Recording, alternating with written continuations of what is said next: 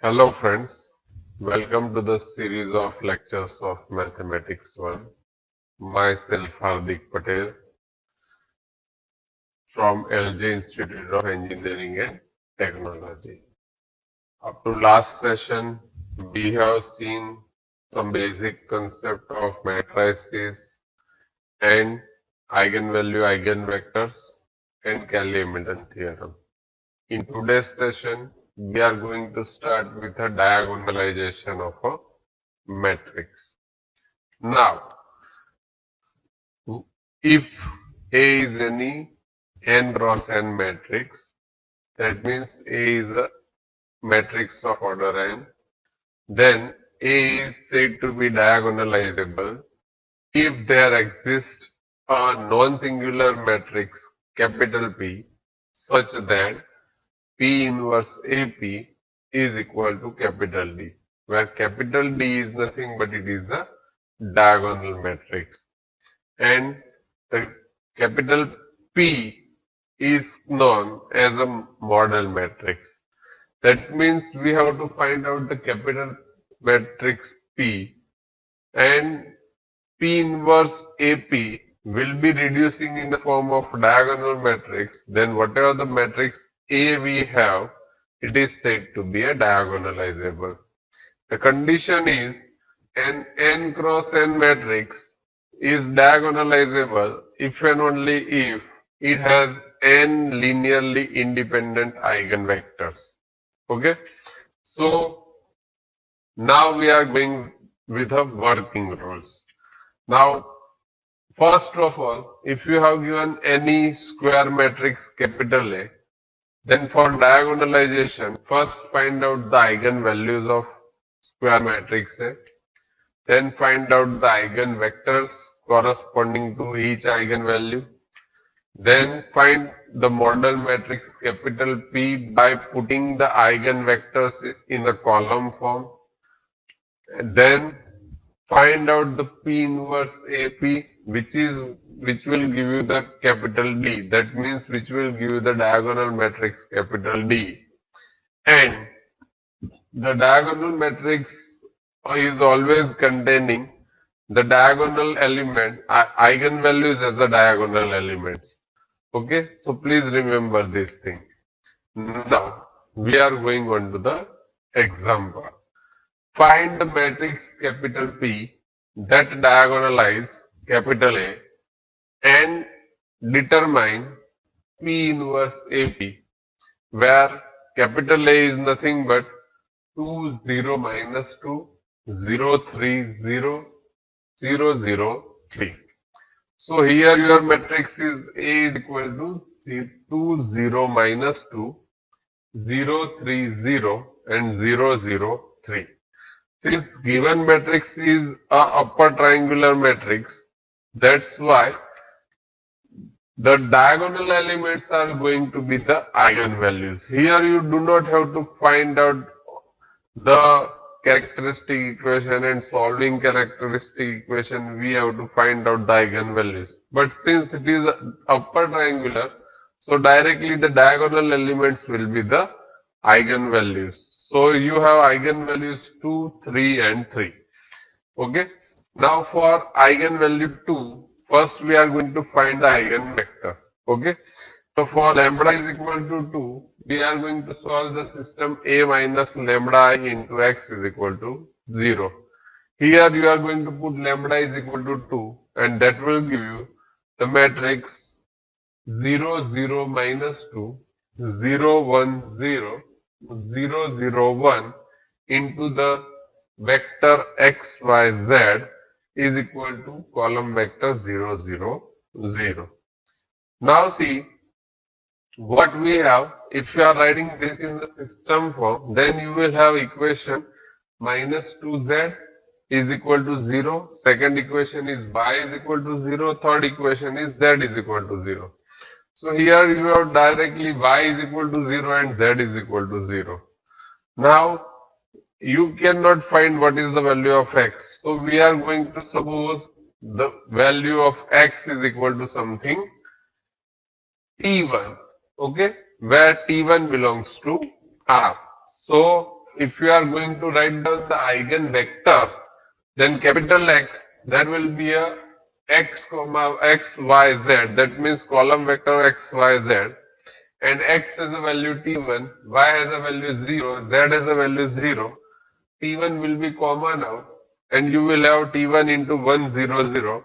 So we are going to say is equal to T1 into capital X1, where capital X1 is our eigenvector, one column vector 1 0 0, corresponding to lambda is equal to 2. Now, same manner for lambda is equal to 3. Now, 3 is a repeated eigenvalue. So, for 3, you have to find out eigenvector corresponding to 3. Then we are not going to find twice eigenvector. We are only finding it one time because the eigenvalue is remaining same. So, starting with a minus lambda I x is equal to 0. So that will give you, put lambda is equal to 3, and you will have the matrix minus 1 0 minus 2 0 0 0 0 0 0 into the column vector x y z is equal to the column vector 0 0 0. That will give you the equation minus x minus 2z is equal to 0, and that will give you x plus 2z is equal to 0.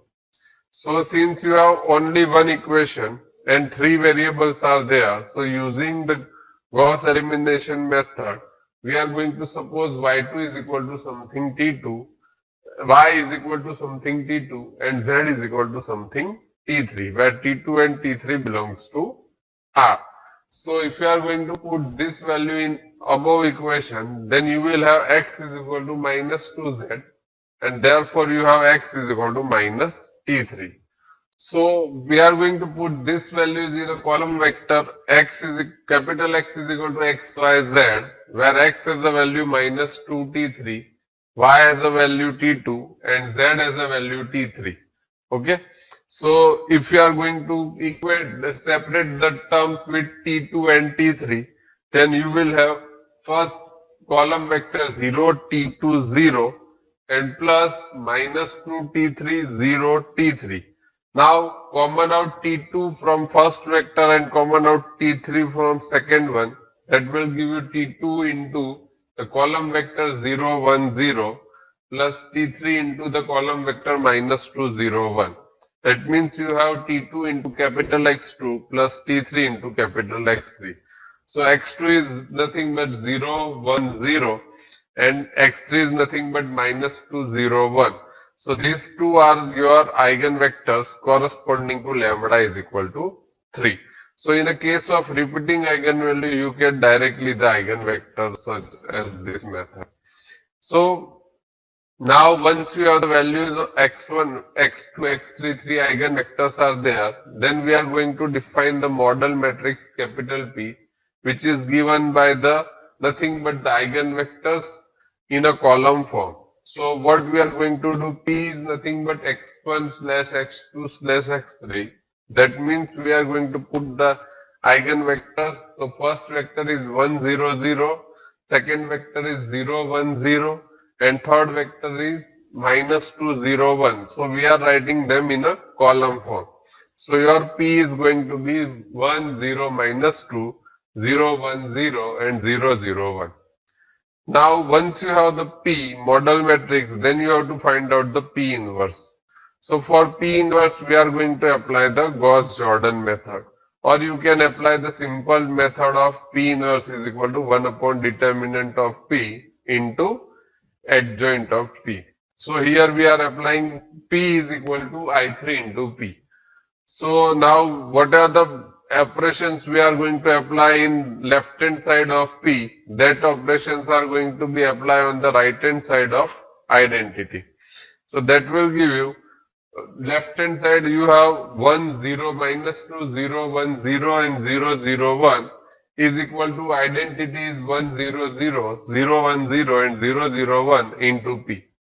So you have to you have to reduce the left hand side matrix in the form of identity. For that we are going to use the operation R3 plus 2R1, sorry, R1 plus 3R2, and that will give you the matrix 1 0 0 0 1 0 0 0 1 is equal to 1 0 2 0 1 0 and 0 0 1 into capital P.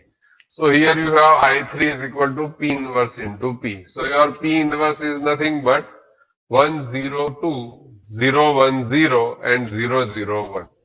Now using this P inverse, we are going to find out the diagonal matrix. So now P inverse AP. So P inverse is nothing but it is 1 0 2 0 1 0 0 0 1, and A is your 2 0 minus 2 0 3 0 and 0 0 3, and P is your 1 0 minus 2 0 1 0 and 0 0 1. Now you have to multiply this and you have to simplify. So after multiplying and simplifying, that will give you the matrix 2 0 0 3 0 3 0 and 0 0 3. Now this matrix is in a diagonal form, and this is our required diagonal matrix D. Okay. So here in a diagonal you will have eigenvalues always. Okay. So whatever the diagonal elements we have, they are going to the eigenvalues corresponding to the original matrix capital A. Please remember this thing. And the eigenvalues are going to be placed according to the eigenvectors. That means first vector we have written for lambda is equal to 2. So in the first entry you have 2. Same manner second and third you have put for lambda is equal to 3. Therefore second and third entries are lambda is equal to 3. Therefore the second and third entries are 3. Okay. So this is the method to find the diagonalization. And if you are going to apply the simple Roy-Cullen form method, instead of that, if you are going to apply the Cramer's rule to find eigenvalue, then also you will get the same answer.